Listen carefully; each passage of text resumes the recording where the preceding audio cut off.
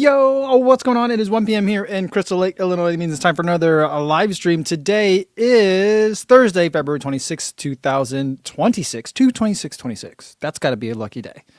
You know what I was thinking about today, guys? Before we get started, I was running and I happened to run by a convenience store that had those lottery numbers. You know, like those boards that say like Mega Millions is at this, Powerball is at this, and then in Illinois it says like Illinois Lotto is at this number.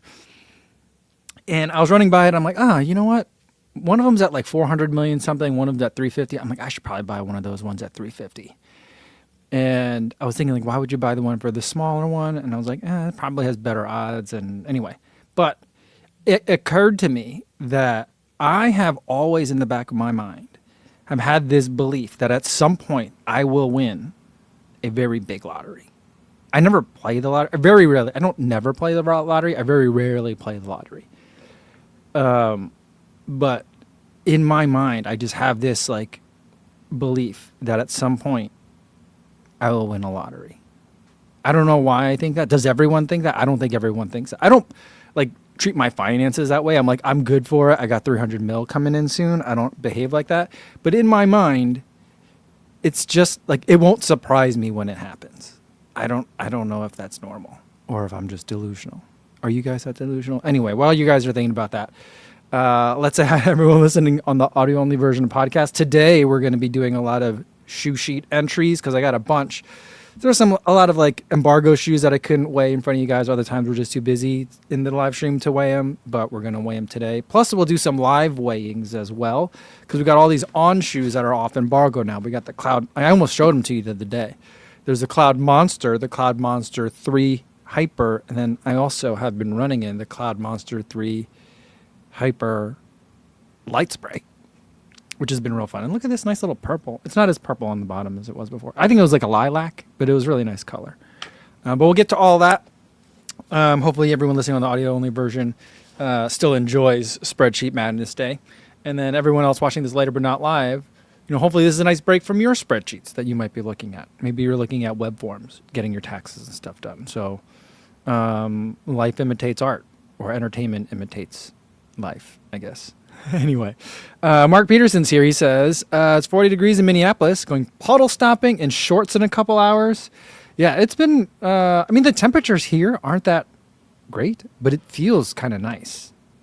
So today I ran in a t-shirt, a thin jacket, and like a hat. I did have mittens on, but like I haven't yesterday I didn't run in like a winter hat, just a regular hat, and today too. So it was nice.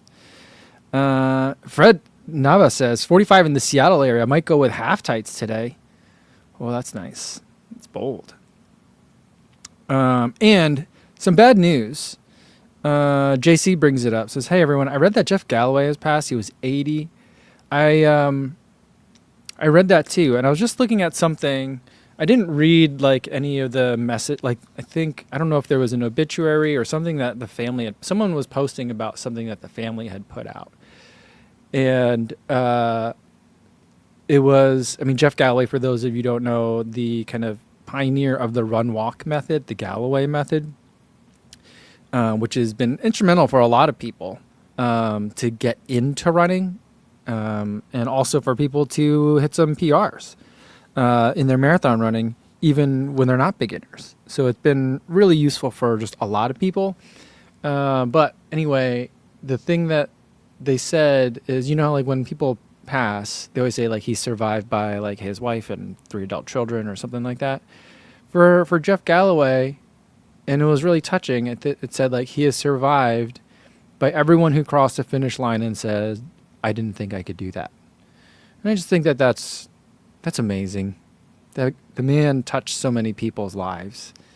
Yeah. And I think that the running community has lost a titan today. So I'm pretty bummed about that.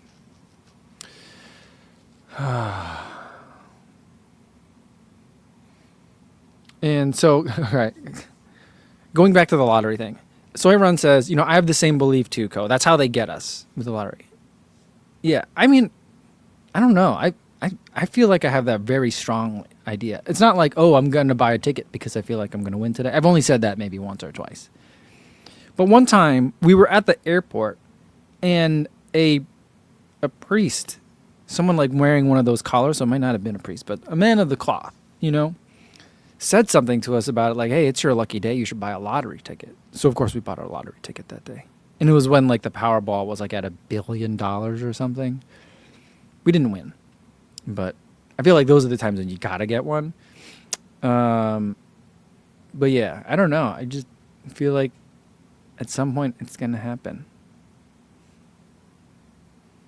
Frank says everyone thinks that. Mark says I definitely think that. And Herb says, you know what? The number is 1-800-GAMBLER. You know what? I try not to pat myself on the back too much, but when I look around at like how crazy dudes are these days, and how easy it is to be not only a sports gambler, but to do. I keep wanting to call it Poshmark. It's not Poshmark. It's Polymarket, right? All the like other like spec gambling stuff that's just completely unregulated. Not that regular gambling and its quote unquote regulations are that much different. Oh, I guess that they are substantially different though. But anyway, I'm like, the bar is low for men. I'm like, my wife's lucky. Like I don't watch a lot of sports. I mean, I'm gone a lot running and stuff, but I don't spend like the day at the sports bar trying to watch 12 different TVs with 12 different college games on. Not that if that's what you're into, it's fine, but I'm like, that saves a lot of time for me, and that frees up a lot of time for me to do other things. I don't bet on sports. I don't bet on other things that are not sports. And all you have to do is not do those things, and like, you're a pretty decent guy. Bar's very low. Bar's very low. Yeah.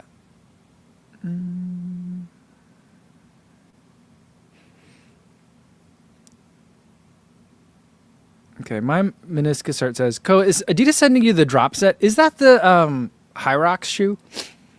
I saw some people that had it. I don't think that they are. Adidas has sent me something else that I can't tell you about yet, but I don't. They haven't. I thought that they would send me the super tall shoe, the one that they use for the 100K record. I have not got that one. I don't really want that one. I probably won't like it anyway because I don't love the Evos. But the drop set one, the one for the High Rocks, I think. I don't think they're gonna send me that one. I don't have it yet, as far as I know.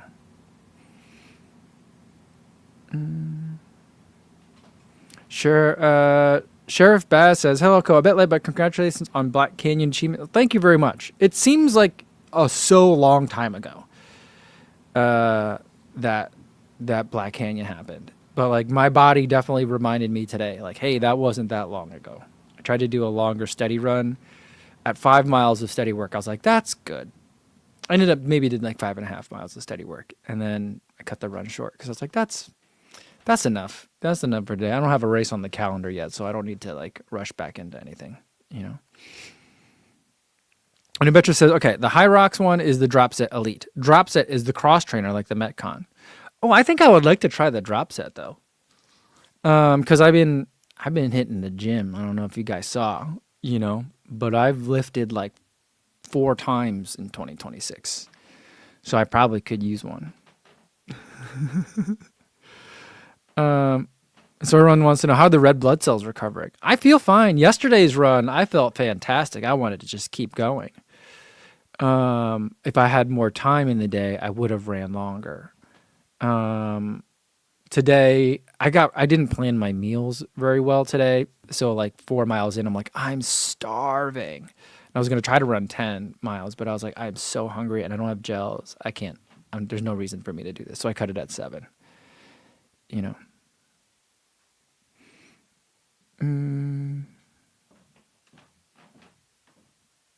Sean Devlin says, I worked at a convenience store in college, and the scratch ticket and lottery addicts were pretty sad.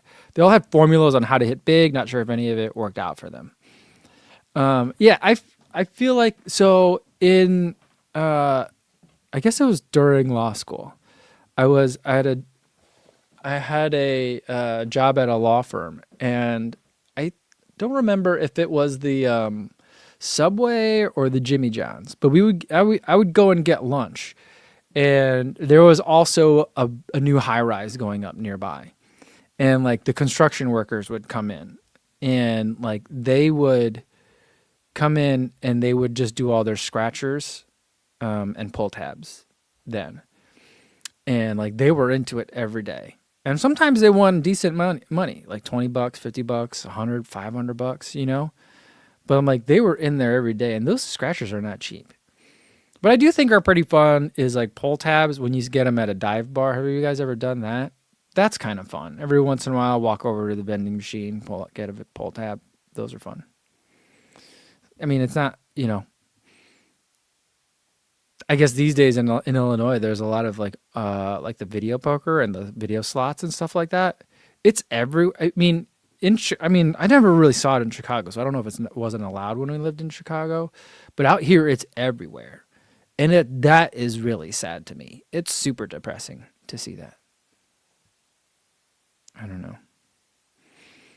So everyone says pull tabs are great. Pretty sure they're Midwesting. The rest of the country doesn't have pull tabs. I mean, I wasn't exposed to much of that kind of stuff growing up, so I wouldn't know about New Jersey, I guess. But yeah. Herm Run says, pull tabs at the dive bar is what I want at every single race. That would be fun, wouldn't it? You know what I mean? Like just keep the fries coming, keep the beers coming. Every once in a while, grab some pull tabs. You know, I feel like that'd be a pretty good day. You know, there's this one bar at in Minneapolis that I've been thinking about a lot lately. I forget the name of it. I want to call it Otter Bar, but I also want to call it Owl Bar. I think it was Otter Bar. But they have a roulette wheel. And so like when you every once in a while you go over to the roulette wheel and you drop a couple bucks cash down, and then you get to spin the roulette wheel, and then you get to drink whatever you get. That's kind of fun as well. I feel like I don't know if that place sells pull tabs, but if they do, that could be a problem for me. I would get stuck there for a while. Yeah. Rich Wilson says, I worked at a gas station with two owners. Owner one would buy scratches when it was due for a liter, like a $10 win.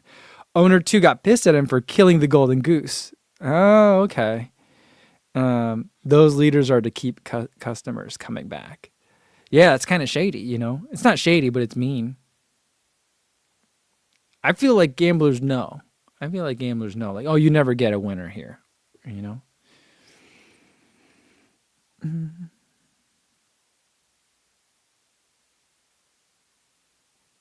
All right. Rusty Ortolano says, I got invited to go to a trail run in Palos Heights. It'll be my first trail run ever. Should I quickly get some shoes, or do you think I can get away with regular Nike pegs for a 6-mile easy run? I'm not super familiar with what's up for there in Palos Heights. I can't remember if that's where I did my trail run.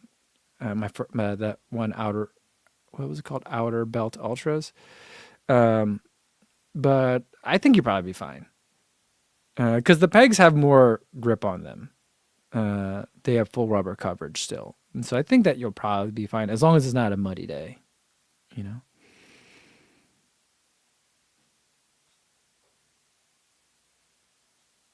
My meniscus hurt says, you know, here in Southern California, we have native casinos on each block. I was just watching something the other day saying that like Las Vegas is like dying, and like Las Vegas doesn't care because they still have like the big whales coming in, but like all the stuff that's used to be there for like regular people to go and have a gambling weekend is kind of dying off, which I think is, I guess, good, but it's kind of sad. I think part of it's like you can gamble anywhere now, you know? My game was Pai Gow. Did anyone here play Pai Gow? That's the best. I could play that game all day. Super fun. Just keep the drinks coming. Play Pai Gow. Especially if you could take over a table with your buddies. That's super fun. I like it when they have the little tiles rather than cards. Cards are fine too, but the tiles just make it seem a little bit more fun. I don't know. All right, Nathalie says, hey, go. So I'm trying math training for the Indy Mini. Back when you did math, did you find it beneficial? Did you notice a difference when you actually ran fast? So yes and no. So, I mean, that was a while ago, but my thoughts on MAV training are like, it's good for like, say not race specific training. I'd say like before you get to race specific training, that's where I think it's good. I'm not saying you can't use it while you're getting ready for a race, but these days I feel like I like to have certain kind of race specific training. One, just so mentally I'm accustomed to the effort required. Two, so my body is accustomed to like taking the strain of a different speed of running. And also three, I feel like adding the speed onto a very solid base, I feel like is kind of like what lights the fire of fitness to me. And so like I always think of like MAF as like throwing tinder onto a wood burning pile, right? And you're adding more and you're adding more and you're adding more. And then once you add speed work, race specific speed work to it in the weeks right before the race, that really like ignites everything. And it takes the fitness that is there and kind of actuates it in a way. I don't know if physiologically that makes sense, but that's how it feels. The other way I think of it as is like if you're making, like when you think about like metal work, you keep putting more and more metal on it, and then after a while you have to then start hammering it to actually make the blade sharp. I feel like the math part is where you're like making the blade, but then the speed work is the actual honing and hammering and all that part. So that's kind of how I see those two things related. I haven't read Mapatone's book in a long time, but from what I remember, there was not a lot of discussion on like race specific training. And even Mapatone, who obviously is a proponent of the Mapatone method, would kind of say things like, oh, and this person would usually just race a bunch of 10Ks in the week leading up to their marathon, and was their speed work. So like I don't think Mapatone has ever said like only Mapatone, even for marathon racing, and the only time you run faster than that is when you race. He just has never been, as far as I remember from my reading of it, and it's been a while, I don't think he's ever been specific on like, okay, so if I'm not going to race a 10K for 6 consecutive weeks, then what does my speed work, look like? I don't think he's ever been super specific on that.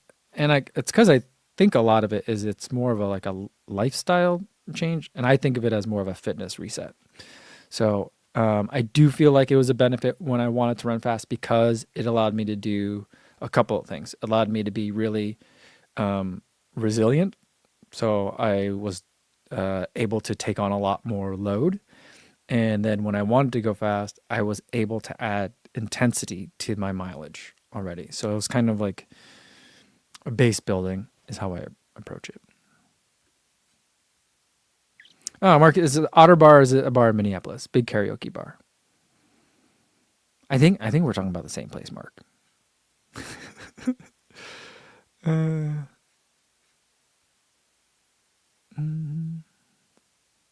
Brando Burr says, hey, have you got the Magic Speed 5? Seems like a Takumi competitor now. I do not have the Magic Speed 5.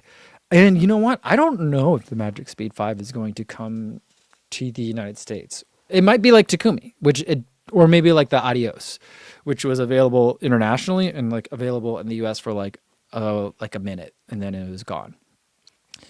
And I think I'm allowed to tell you this. So I talked to ASICS about it, and I was like, because we were having a conversation about Super Blast, and I was like, I get this. That took 5 minutes. I was like, well, I got you guys on the phone. Can we talk about some other stuff? And I'm like, what are you guys going to do with Magic Speed 5 now that you also have Sonic Blast? And like, my main question was, are you guys happy with how Sonic Blast turned out? Or is there like a change or update coming like pretty quickly? And I don't think they didn't say that they didn't like Sonic Blast. I actually kind of don't remember what they said about Sonic Blast, but they said about Magic Speed 5 is that it's going to be coming lower to the ground, and it's going to become more of a Japan-focused shoe and a global-focused shoe rather than a US-focused shoe. It's going to be lower to the ground, a little bit more firm, more race-oriented in the meta series rather than being in like a Blast series. So like I think that they want it to be part of like Metaspeed Sky, Metaspeed Edge, Metaspeed Ray, and then Magic Speed is kind of going to be in there too. So I think that's kind of where they're pushing. And I was like, oh, so like that's like, what is it? What was the shoe There was Meta Run, which was that big goofy shoe. I don't know if you guys remember that one. But then there was like the shoe that came out before the Meta Speed came out. And I think that was Meta Ride, right? It had a beautiful like pinkish upper. And it kind of felt a lot like a Zoom, what is it? Like not the Zoom Streak.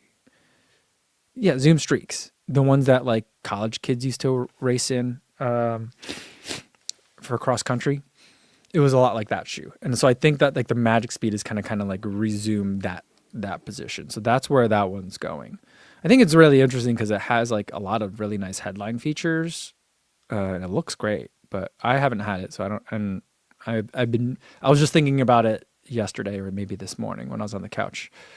That I'm gonna ask them to send me one. I usually like try to space out my review, so I'm like, oh, they just sent me Super Blast, so like I don't want to be like reviewing Magic Speed right away. I'd like to sprinkle that, delay that through the year a little bit more. But maybe once it gets warmer, I'll see ASICS again in April in Boston. I think I'm going to Boston, so I'll probably stop by there, pop up then, and be like, hey, can you guys send me that?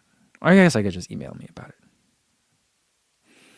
And Frank says, that would be a huge transformation if the Magic Speed were now a 5K racer. I mean, I feel like, remember Magic Speed 3?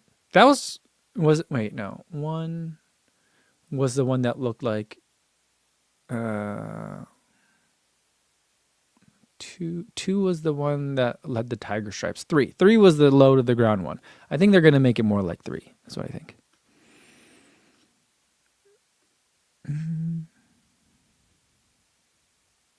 Matthias says, I was thinking about, Matthias says, I was thinking about Elijah Orr. He hasn't posted in like 6 months, but he's fast. And I liked his channel. I hope he starts posting again. Yeah, I met Elijah one time in Boston outside of a club that was rented out, that like Heartbreak had rented out. We like crossed paths as I was leaving. But I remember watching his stuff very early on. He was doing like 20-mile runs at like 6:45s in Brooks Ghosts. And I was like, what is happening here? And he's like, yeah, I'm also a waiter. So I'm on my feet all day. A lot of times I work doubles because I'm just trying to save some money. And I was like, what? And then he like took running a little bit more seriously and got even faster. And then he got into like the ultra space for a little bit. But then I also haven't heard from him in a little while. Hopefully he's doing all right.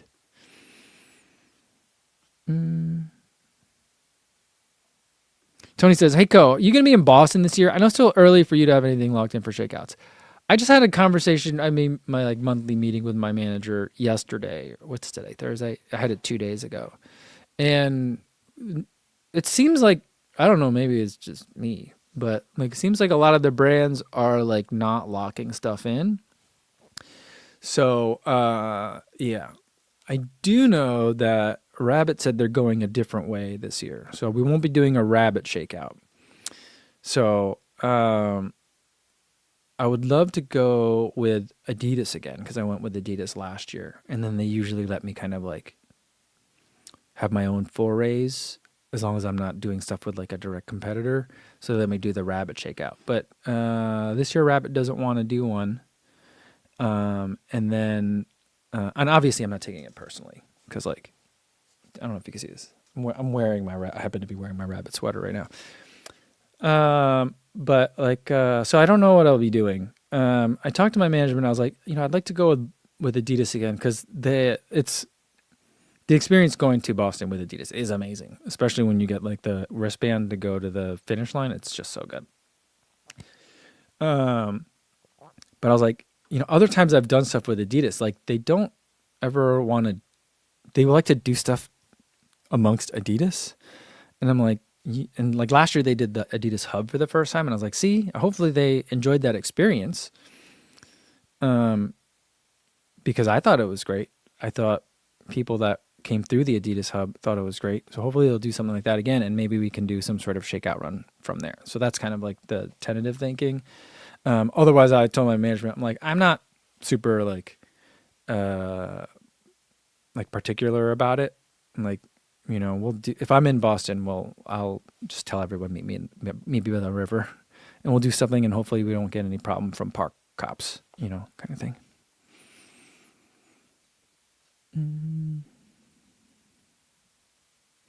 Kyle Rupp now says, interesting on the U.S. versus international. Do you know what makes them decide that the U.S. wouldn't be interested in a version of a shoe? I think that a lot of it comes down to stuff like the running event. If they get a sense like 6 months, a year out of what people will want to buy, what at least the buyers want to buy, and if they're not into it, if they see it and they're not sold, then that gives them some indication. I also think that like while the divide is shrinking, I think that there used to be a very big difference in terms of what Europeans liked in their daily trainers and what Americans liked. And I think like Solomon's a really good example of like them not really understanding that there is a difference. I think ASICS was pretty quick on understanding that there's a difference. I think Nike doesn't care, and like they say these are the shoes we make and you will like them. But like so like Solomon shoes, think about like their tallest shoes, like they kept trying to make like shoes for American trail runners, like the Ultra Glide and stuff like that. And they would even have like, you could tell which ones were made for Americans because they had regular laces versus the lace garage and stuff. So they were trying to like figure out how to do it. But even then, like they couldn't make it soft and cushy enough. Like Americans, I would say like North America, we generally prefer bigger, taller, squishier shoes.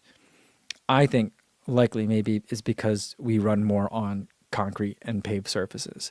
In Europe, where I do think that they run more on softer surfaces, generally, historically, maybe not in 2026, maybe the gap is shrinking, but back then, maybe like when I first started getting into shoes, like shoes that were very popular in Europe felt like bricks to me compared to what things that were popular in the United States. So like, I don't know if you guys remember like the first Salomon Aero Blaze, pretty firm.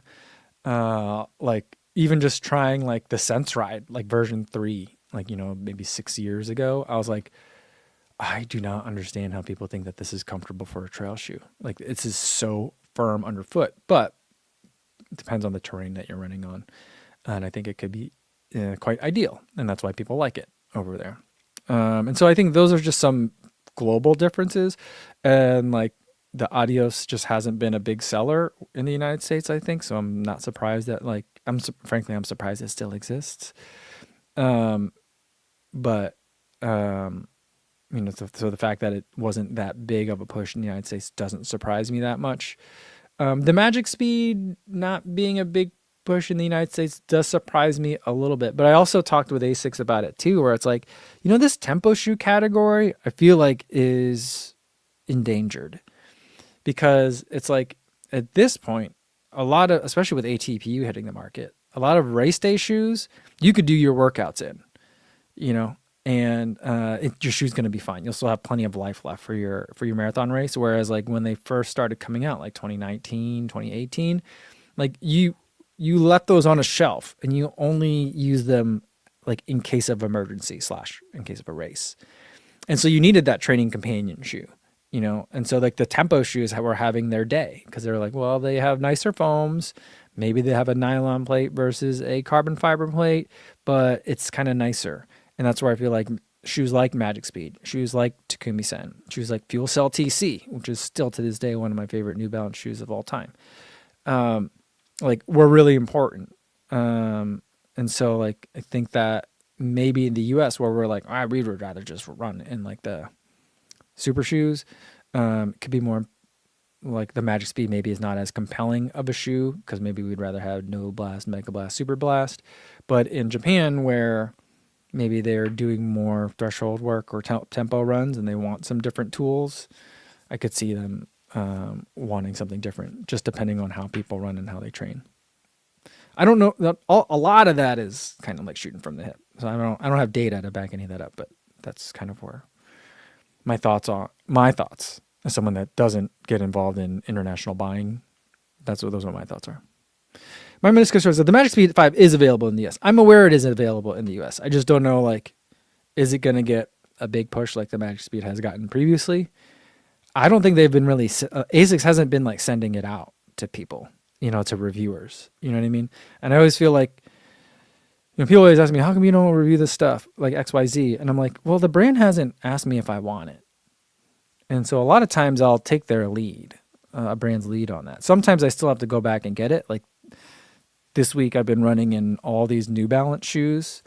New Balance did send me the Ellipse, but I was like, I bought the 1080, I bought the 880, I've bought a bunch of New Balance shoes because New Balance doesn't send me a lot of stuff.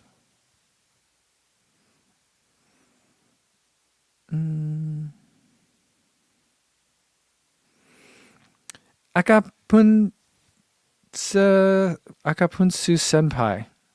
I hope I said that right. Says, I'm sorry if you answered this already, but are you headed to Tokyo this weekend? I am not. I would love to go to Tokyo again for the marathon, but I've already run it once, and so I feel like I'm good. I have my PR there. I feel like I don't want to touch that. It's kind of like retiring as a champion in a way. I love Tokyo, but I won't be there this year. My Miniscus says, if Rabbit's not going to do stuff, it's time to start your own merch to push. I do merch every once in a while. I don't love it. Merch is fun. It's cool to see you guys running in it, racing in it, enjoying it. But I think that, there was at one point in time where I was like, man, I got this whole big basement down here. We have space to not maybe warehouse stuff, but at least have like a decent amount of merch set up. But I'm really bad at getting things shipped out from down here. And it's just, I don't really want to do it. So, yeah.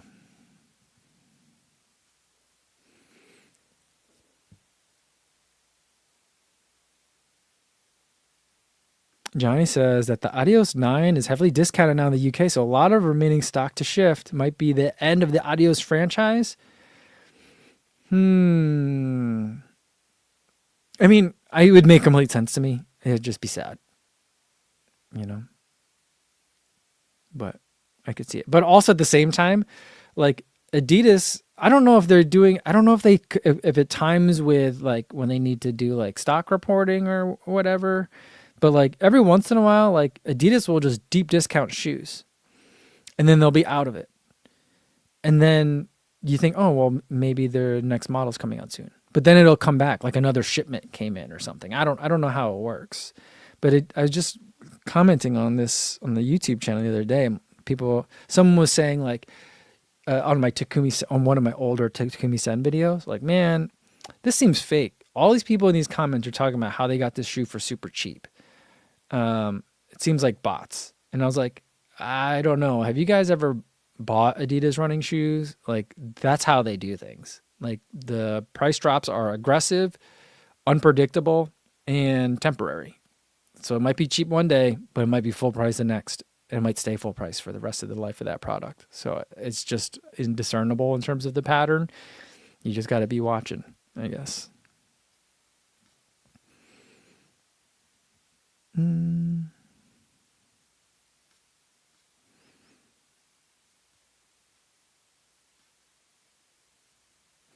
Williams JC says, I need new Nova Blast. Do you have any idea when the 6s are dropping? I have no idea. I don't have them yet. I want to say, I don't think I've even seen them. I may have seen, I don't like to look at leaks because then it ruins the surprise for me. But I haven't gotten any information on that yet.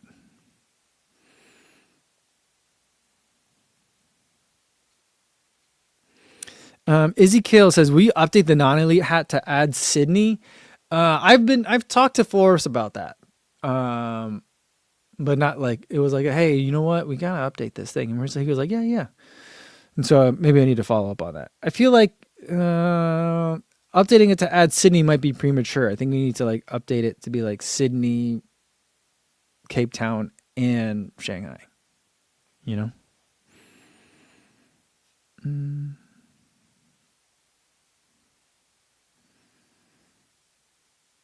Patrick says, Adidas every now and then does the gift card sale. Patrick, were you unable to come to Livestream on Monday and you had your wife come in? Is that why your wife was here? It was very sweet. She had some very nice things to say. It was good to see her. But anyway, Patrick says Adidas every now and then does the gift card sale, and sometimes I buy $100 for like 80, then wait for a sale, and then it's double dipping, almost 50% off. See, those are the kinds of things that were in the comments of the Takumi-san video, and the person that was commenting to me like, these sound fake. But that's what I'm saying. It's real. It's real. Yeah. I feel like that's how you do it. That's a good way to do it. New Retro says, I remember when I got the original Audios Pro off their site and it was inexplicably 15% off for like a day. I remember something like that. I don't know if it was the Audios Pro, but I remember something like that being like, there was a shoe that was heavily discounted and it was a mistake. Adidas still honored all those sales that happened while it was still up, but they fixed it. But like they honored the ones that did sell. But people were going nuts about that. And Daniel Estrella says, I can attest to that. Both my Audi Pro 4s were bought at $50 off. See, like $50 off. Ray shoe, that's wild. And D0 Aperture got the Audios Pro 4 for $155 early in the year. A steal. That's amazing. That's so good. All right, before we get to the shoe sheet for today, Landering says, can I get a PR? Dropped 2 minutes to a 1:27 in the half marathon. Got a full on Sunday. Oh boy. Congratulations. You got those two races kind of close together. Man. All right. Patrick says, haha, I went upstairs and my wife let me know that she commented on the video. She was very happy that you read it out loud. Okay, good. I'm glad you guys are doing all right with all the snow and stuff in there. Anyway, it was good to see her. All right. All right, let me pull up. I got to get the shoe sheet out. Cuz we got a lot. I got all these different shoes that I've taken pictures of. So they just exist on my phone, and I like to clear my phone of like pictures pretty quickly. I don't know. I have my own storage. I don't want to store it off my phone. And so like having all these shoes just taking up space, shoe pictures taking up space on my phone is crazy. But I think we need to start with, let me scroll down here. We got a bunch. Let's do some, I guess we'll do the ones from the phone first.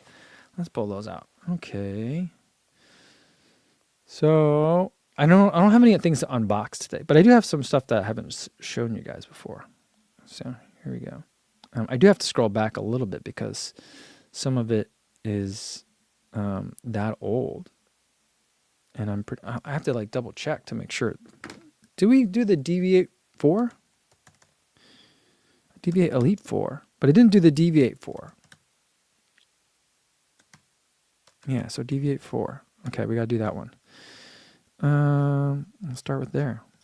I also have on my phone a picture of my attic because the other day we heard this noise coming from upstairs, and my wife was like, I think we got squirrels up there. And one of our neighbors down the street, I told you this to you guys, right? I feel like I did. One of the neighbors at the end of the street, they back the back of their houses to these really old forests and giant trees. And they had a squirrel infestation in their house, and it took weeks to remediate. And we were like, oh, I hope we don't have squirrels. So I went up into the attic, and I like peeked around in there. Like I had to push the thing up. It's not like an attic where, you know, you pull the rope down, not like National Lampoons where you pull the rope down and then the stairs come out. Ours is like the crawl space where there's like a trap door, and you push it up and you have to like slide it over. So I stick my head up in there, and it's not a squirrel, but it's a bird. There's a bird that was in there. And one of the vent pipes to let the heat out of the attic, I don't know how attics work. It was coming in through there, and every time it came in and out, it was clanking its talons on like the metal pipe or whatever. And so that's what we were hearing. And then as I was in there and I was like poking my head out, the bird was like dive bombing me and stuff. It's crazy. It was crazy. Yeah. And so I was screaming, and my wife was screaming too because she couldn't like see what was happening, and it was really funny. But we called in a company that will take care of it, so they've closed up. I guess we have some parts of our cornices. I don't even know the words that had some holes in it that birds could get in. All right. So anyway, I don't know if they're still up there or not. I haven't heard them in a while, so I think it's all been remediated. All right, so Deviate 4, 8.9 ounces for that one and 252 grams. So that one's nice. I wish I had more time to run in that one. But that's another shoe. Like when I was talking with Asics, I was like, look at shoes like the Endorphin Speed. Look at shoes like Deviate 4. Some of my favorite shoes in the past couple of years. And I don't think, as good as they are, I don't think a lot of people are buying them.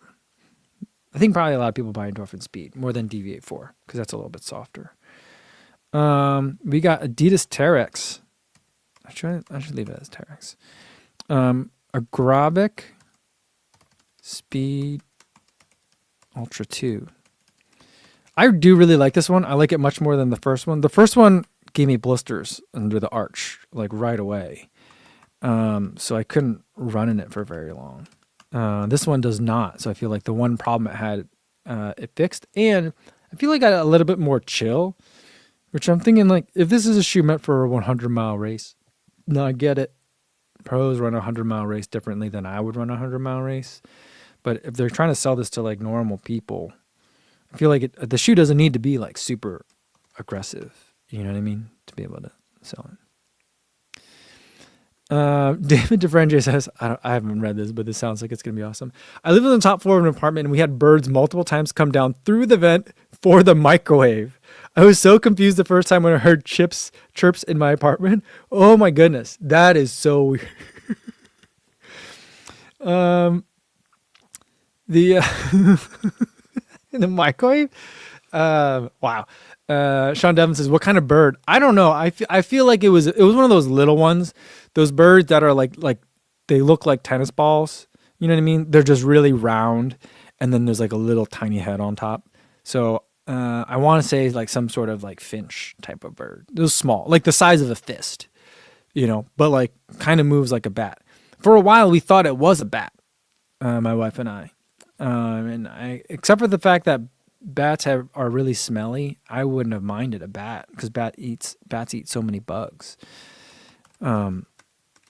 So that would have been fine with us. All right. Super Blast is 8.4 ounces and 238 grams.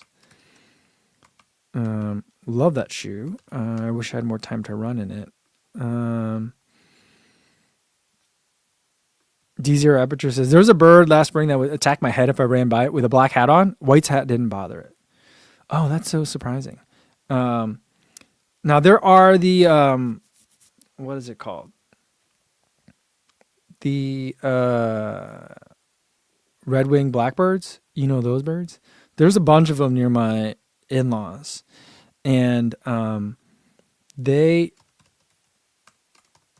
are organized and they will like park themselves equidistant along the power lines and the phone lines in the area.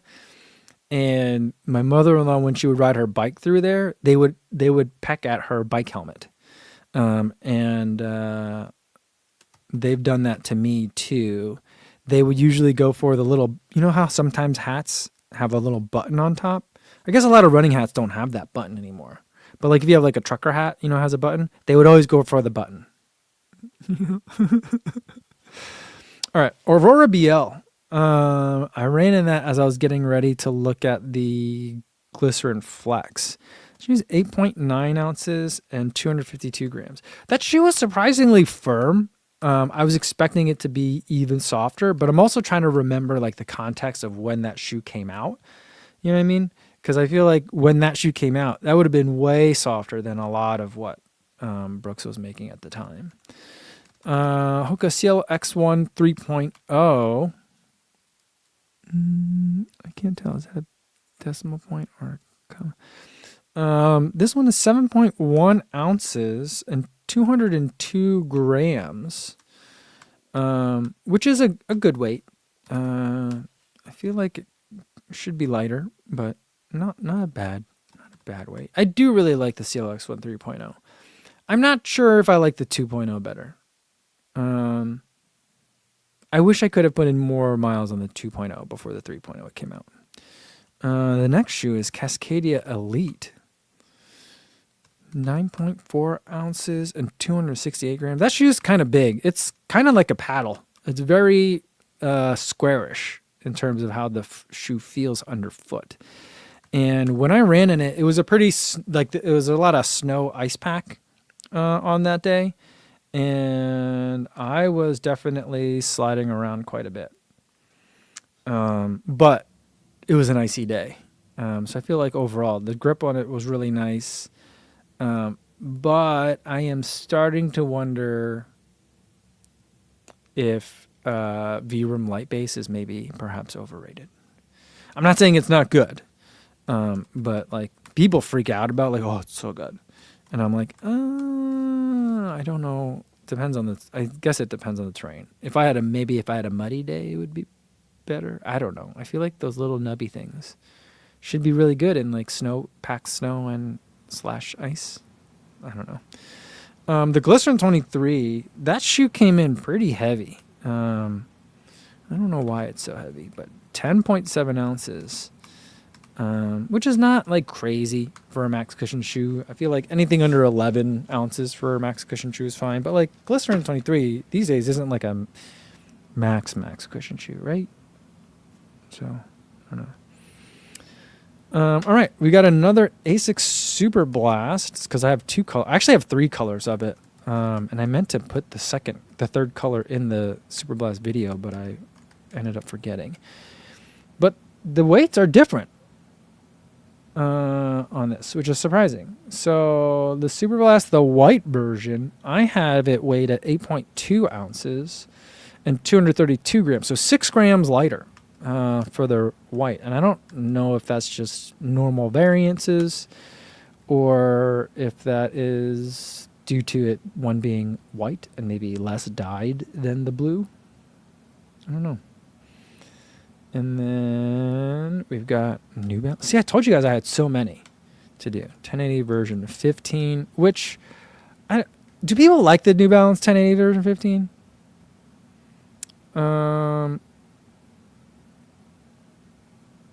Because I got the impression that people were upset about the Infineon. I just think the name of the foam is funny. But I got the impression from a lot of people that they didn't like it. But then I ran in it. I don't know. It's a 1080. It feels good. It's not like, not my ideal type of shoe. It doesn't have the same magic that 1080 version 10 seemed to have, But 1080 version 13, I think, was probably the best in recent memory. But I like 1080 version 15.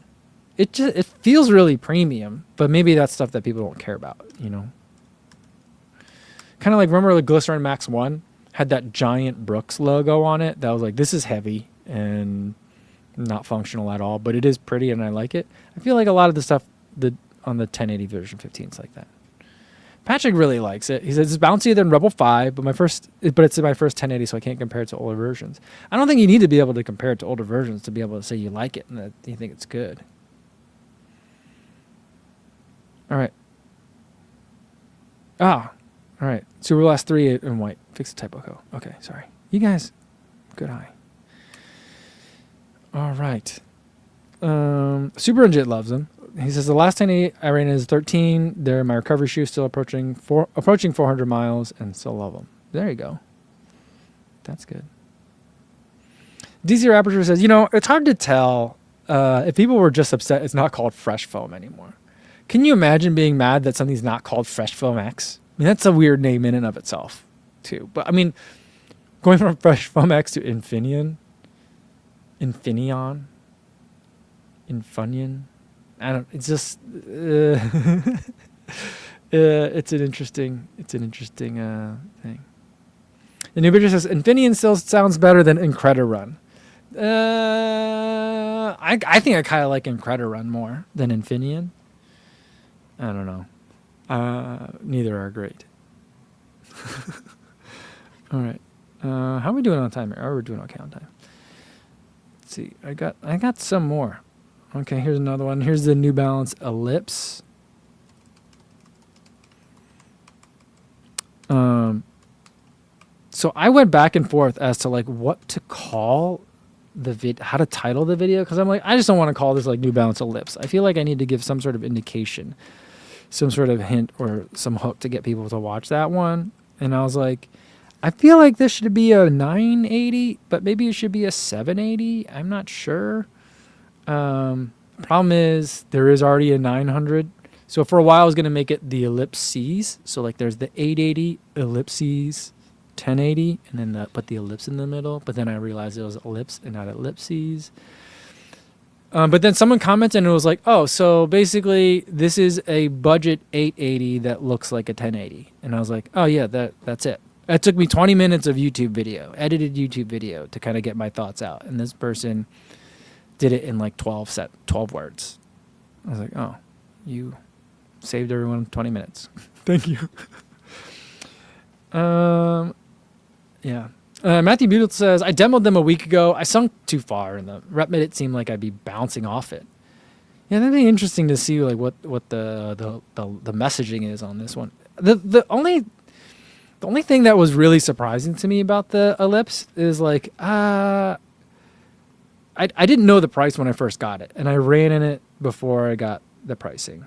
I was like, that's pretty good. I'm like, it's kind of in between an 880 and 1080 in a lot of ways. I felt like, I'm like, it just looks so much like a 1080, but it kind of feels like what an 880 normally is. So I was kind of like, that's where I was. And then I was like, it's 140. I had to email them and ask. And I was like, oh, okay. Well, is this low price? Because like, well, this is the same brand that gave us the Propel for a long time. And so I'm like, okay, maybe it's like a new version of the Propel or a new take on that concept. And then I was like, well, maybe they're just doing like, well, Evo SL was 150, crazy good price. Not a budget shoe compared to like what Lightstrike Pro shoes normally cost, but a really good shoe at a really good price. This year we got Endorphin Azura, really good shoe, really good price. Is this like we're gonna make it a loss leader to hook people into New Balance from the running side? I thought maybe that's it. And I'm like, all right, how do we look at this in a way that's not budget? You know, what is it like? And I'm like, it's still, part of it feels, I think it's a really good shoe. I think it's worth $140, but it's not like an Evo SL aggressive pricing, Endorphin Azura aggressive pricing, you know? Yeah. Tony says, I also keep forgetting to trying to hit the, he keeps forgetting that what he's watching, and he's trying to hit the X to close out of the out of storage notification. All right, here you go. There it is. That gives us a lot more real estate. There we go.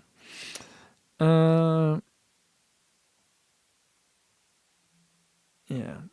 Matt Running says the worst foam name in Hoka's upcoming Pro Glide Plus in the Clifton Pro. Clifton Pro sounds like a made up name. I also feel like, we're getting really close to April. So I'm like, is Clifton Pro really going to be a thing? I also think that what's amazing, like related to that, is that like, remember it used to be Pro Fly Plus, like Hoka used to have names for their foams. A couple of years ago, they stopped naming their foams. There's no trademark foam names in Hoka. Am I wrong on that? I feel like there aren't any. You guys will have to let me know if maybe I'm just missing it. Maybe I'm glossing over it when I look at the tech sheets and when I look at the website. But as far as I know, they just tell you what the foam is, which I really appreciate. But I also feel like, I don't know. I feel like legal would be upset that there isn't something to trademark in there. All right. We also have the New Balance 880 version 15, which I was upset because I did not make it to the seeding list for this shoe. Everyone else got the shoe and I didn't.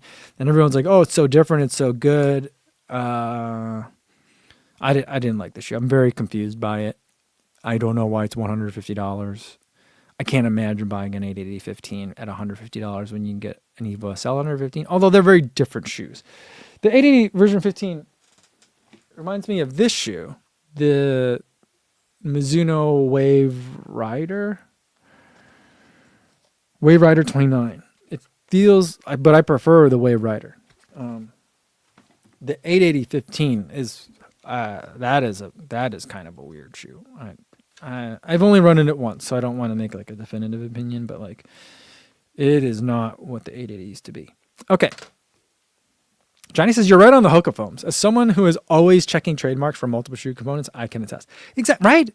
So like, I don't know why they just gave up. They just stopped. Which maybe that was good. But Hoka has always tried so many things. Remember they used to give us the volume of the foam in the shoe? I actually thought that was a pretty useful number. And I feel like today when I'm spending so much time talking about geometry and width of a shoe, like the footprint of a shoe, not just the last, but the footprint. Like I feel like bringing back that number of the volume. Maybe they still have it. I don't know. But they used to print it like on the shoe. Remember? I don't know. All right. So let's get to some shoes that I can actually show you. I mean, I could show you all these, but I just was being lazy. So I've been running in this. Oh, I just showed you this one already. Yeah. So let's put the weights on here. We got the On, because I already took pictures of this one because I needed to do it before I ran in it. Now this shoe is surprisingly light. And I think a lot of it has to do with the light spray upper. 3 Hyper LS. It comes in at 7.5 ounces and 214 grams, which that's really nice. I've been testing it as a long run shoe. And so far I've run in it twice, maybe only like 12 miles in it, so not a ton. But this, I mean, because when you look at a light spray shoe, you got to look at the foam that you see, but then there's also foam that the light spray has to stick to. So there's more foam than this, but it's not quite as tall as this looks because there's also a lip for your foot to like sit in on the inside. You see what I mean? Like over on the edge here, there's like a lip. So your foot is still cupped inside the foam, but there's a lot more foam than it looks. But so far, I haven't looked at the tech sheet on this. It doesn't look like there's a speed board in here. I can't imagine where they would put it. But the shoe is nice when you hit the sweet spot, but the sweet spot is small. And otherwise it feels just kind of like a big shoe that's a little bit more dense than it needs to be. My meniscus shirt says, does the Hyper still feel firm? A bit. Yeah. And Cosmopino Micah says, how does it compare to the Cloud Boom Strike? It's not as like harsh of a shoe. So there's more cushion to it. There's more comfort to it, especially at slower speeds. Actually the back part of the shoe is like super nice. So I feel like for heel strikers, it could be really nice, but I'm not usually on this part of the shoe. I'm not spending a lot of time here. I'm spending more time in the lilac colored part. I think that's lilac, the purple part up front. And that's when it feels good, when I'm hitting it like and I feel like the Cloud Boom Strike has the same sweet spot where you have to be like a little bit extra on the toes, but when you do that, it bounces. You like sink into it and it shoots you back up in a really nice way. But this one, otherwise, it just feels like it's a good shoe that feels really responsive, but feels a bit dense. And I wanted it to be a lot soft. It looks like it's going to be so soft and cushy, but it's not soft and cushy. So I think a really great long run shoe. And so that'll be interesting to see because I'll show you the next two shoes are the Cloud Monster 3 Hyper with a regular upper and then the Cloud Monster 3 non-hyper. And I love what they did this year. And I'm hoping in my mind, I think what that narrative is going to be is Cloud Monster 3 is your bigger, taller runner, daily trainer, or people that want like a taller shoe as your daily trainer. The Cloud Monster 3 Hyper becomes like the long run shoe, and then the Cloud Monster 3 Hyper light spray. I still think light spray is going to be very niche. Now I know that they've built more of the light spray robots. There used to only be two, one that was making shoes and the other that would go on tour. So anytime you saw a light spray robot, that light spray robot is not actually a production machine. It makes shoes, but that's the showroom machine. Now there's more. I think there's like 6 or 8 of them or something like that now. I don't remember the exact number. But so they're trying to make more. But I think the Cloud right now, first impressions, not having run in the Cloud Monster 3 Hyper or the Cloud Monster 3, but only having run a dozen miles in the Cloud Monster 3 light spray. I think it's going to be like this Cloud Monster 3 that I'm showing you now, which is the same purplish color. What do they call this color? I don't know. This one I feel like is going to be like a really nice long run shoe. It feels lighter than it feels so much lighter than it looks, and I think it's pretty much this a very similar midsole, but with a regular on style upper on it. I think this will be the long run shoe, and I think that this one fits in where I think they wanted the Cloud Boom Max to fit in. I feel like a lot of people are gonna, to the extent that if these are available, and assuming they're not $400, I don't know how much these are going to be. I think this could be an excellent for people that have been racing in like the SC trainer. I think this is going to be it. This is going to be better. It's lighter. It's got a lot more pop. So I feel like this is going to be a really nice race option, but realistically, the long run shoe, the racing shoe is this. So I feel like this is going to serve the spot of the Cloud Boom Max. I think we'll have to see.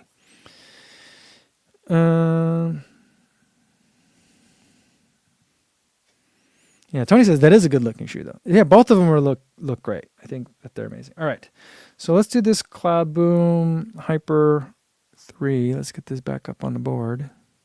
Let's get the board back up.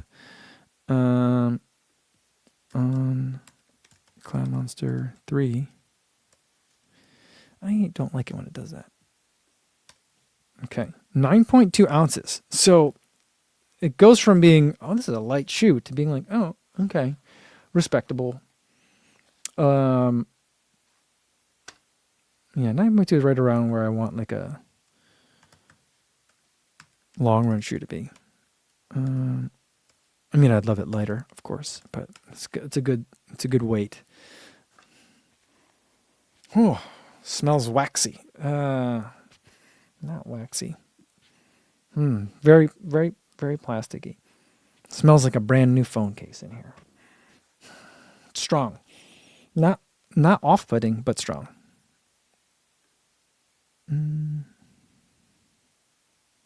Oh, the light spray is $275 and the regular is $220. The regular being $220 is not crazy for on. For on pricing, I feel like that's decent. $275. Is the so is the Cloud Monster 3 regular or Cloud Monster 3 Hyper?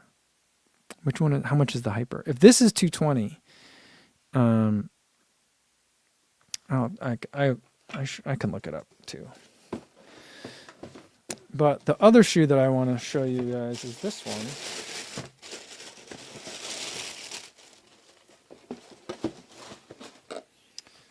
This is the regular Cloud Monster 3. So I need to correct my shoe sheet. But this one is the regular Cloud Monster 3. And it's got like some double layers of clouds and then regular Cloud Tech. So it reminds me of, what was the other shoe that On made that had double clouds? Do you guys remember? I keep wanting to call it Atrium. But yeah, so I feel like this is going to be like the Max Cushion shoe or the Daily Trainer for some of my bigger, taller friends. I think Glycerin lovers, Nimbus lovers, things like that. People who are running in those shoes. I think this is going to be it. Yeah, it's got the double. All right, so my Miniscuster says pricing is Cloud Monster 3 $190. I like that.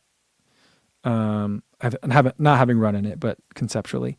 Cloud Monster being $220, a little high, but not crazy for an on shoe, and then $275 for the light spray. I think that if they could, I think they might be able to sell a lot of those. Yeah. New Metro says, did the Cloud Monster have double clouds? The Cloud Monster has not had double clouds before, as far as I know. What's the other on shoe? Cloud. I'm trying to think what it was. It came out before the Cloud Monster, and then when the Cloud Monster came out, I was sure that that shoe would go away, but then they kept making it, and then I don't know if they're still making it. Oh, Atrium. Cloud Stratus. Cloud Stratus had double clouds. That shoe, I reviewed that one for the first time 5 years ago. But that had double clouds. New Mattress's first generation Cloud Monster had double clouds. I don't think it did it? I thought it always had just the big ones. I could be wrong. Yeah.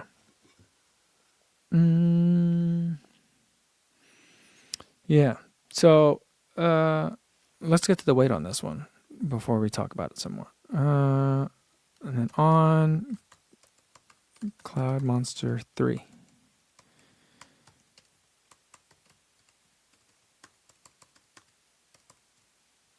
Okay, this is a little bit heavier. This one is coming in at 11.3 ounces, and that's 11 ounces. That's where I'm like, oh boy, it is a big boy. 320 grams. So this is a big one. Oh wait, never mind. I got to do this again. I left the cardboard in here.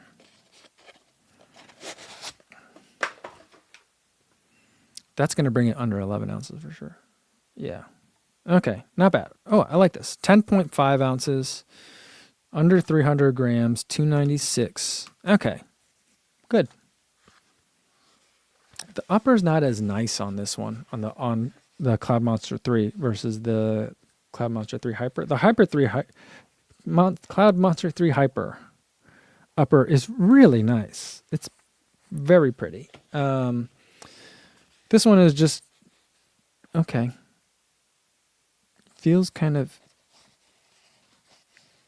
underwhelming for a $190 shoe, but I'll have to put it on and see. A completely different kind of plastic smell though. This is kind of, it smells like someone's trying to like if someone were to make a really cheap cologne that had like mahogany in it. That's kind of what it smells like. All right. Let's highlight these and then mix them up with the rest of the shoes and see where things fall. All right. So I already did do the CLX1 3.0. Okay, I already showed you that one. So we can delete that. Cloud Monster 3 is almost the same weight as the Cloud Boom Strike 3 Hyper LS. Sorry, I got to show this to you guys. So the Cloud Monster 3 Hyper LS is almost the same weight as the Cloud Boom Strike. And it's lighter than an Endorphin Pro 4. Wow, that's fun. The Super Blast 3 is the same weight as the Topo Spectre. And then the Mizuno Secret Shoe. Was the Secret Shoe the Neo Zen? I think that's what it was. About the same. Super Blast is the same weight as Endorphin Super 5. It's also lighter than the Nova Blast too, which is kind of wild. On this one, the Blue Super Blast is the same weight as the Endorphin Azura. Oh, interesting. And then the Deviate, which feels like a light shoe, is the same weight as a Boston. Crazy. And the same weight as an Aurora BL and the 1080 version 15. That's kind of crazy. The Ellipse is the same weight as the Cloud Surfer Next and the Cloud Monster 3 Hyper. Oh, interesting. Okay. Maybe I'll compare those two when I do the review. And the Cascadia Elite, a little bit bigger, same weight as the Cloud Ultra Pro. I think between Cloud Ultra Pro and Cascadia Elite, I might go with the Cascadia Elite because it's got that mid gator on it. Yeah. Wait, no, Cloud Ultra Pro. No, I don't know. I like the soft. The Cloud Ultra Pro is really nice and soft. I thought this said Cloud Ultra 3 for some reason, or in my mind I was thinking it. And then the Graphic Speed Ultra 2 is the same weight as a Tecton X3. Interesting. And then that New Balance 1080 version 15. It's just a chunky boy now. 10 ounces. That's way too much. Way too much. Okay. We got Cloud Monster 3 and Glycerin. All right. So some fun weights. Cosmopino Michael says Would like to see On try to do a softer running shoe again. I sure would too. I feel like I feel like they had it with the Cloud Surfer. It should have been with the Cloud Surfer. Go back to Cloud Surfer 1. Give me back the Cloud Eclipse. Like, bring those back. Because you've got the firmer ones with the Monster here. You know what I mean? Like, I don't know why they need to do that. Quainterly says, the Light Spray Hyper comes with expensive socks. Not a choice, I guess. Does it come with socks? I mean, mine did, but I thought maybe they just put them in the box for me.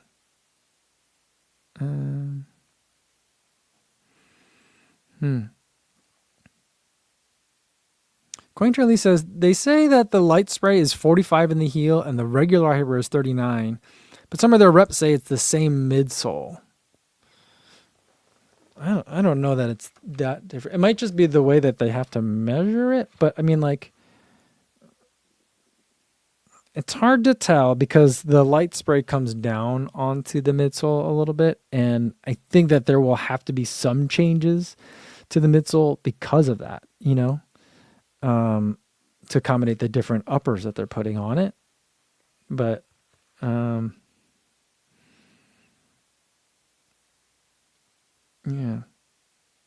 I mean, conceptually, they're the same. I feel like the yellow part, the lime green part, is the same.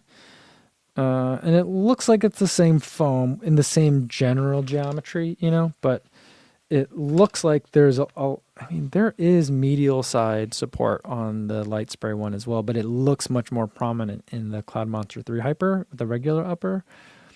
So, yeah, I mean, it feels like there's much more rocker on this one, on the Light Spray versus the regular version. So, I mean, they seem to be a little bit different, but I think overall what they're trying to go for is the same experience, different uppers.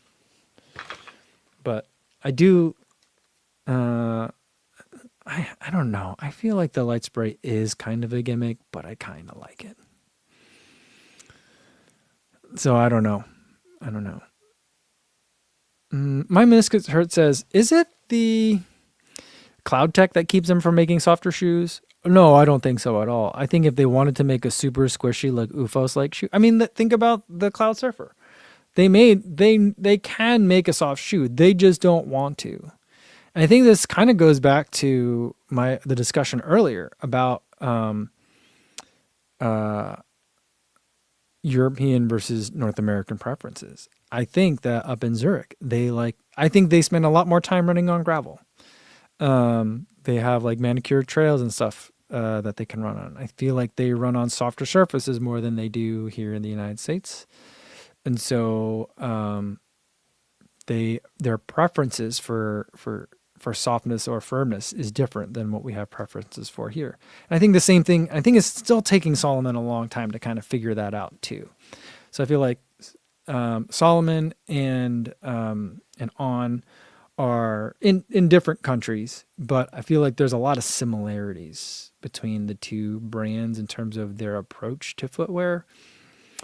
And I feel like it's not, and I think that it's not a coincidence that they both make shoes that most Americans tend to find be a bit on the firm side. You know?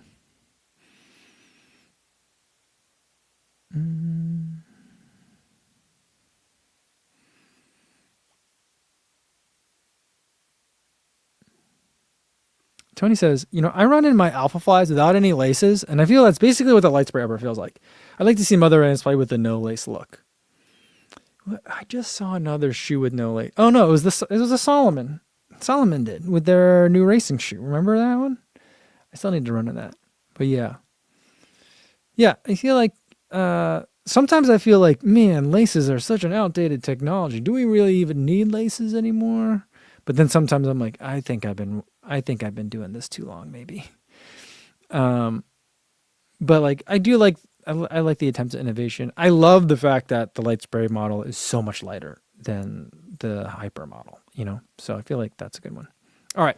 I've been rambling on way longer than normal, guys. Thanks everyone for tuning in. I think that's going to be it for today. I think we're here this weekend. Oh, I got a dead. I think it's called a sweetheart dance. I'm taking the kids to a school dance tomorrow. So that's going to be fun. And then we'll do another live stream on Monday. I forgot to bring water down here to taste the guava. What is it? The guava orange? Guava orange passion fruit. So we'll do that. Passion fruit orange and guava, the POG. So we'll do that with that scratch taste test on Monday. All right, guys. Enjoy your races, your long runs of the weekend. Be safe out there. See you guys soon.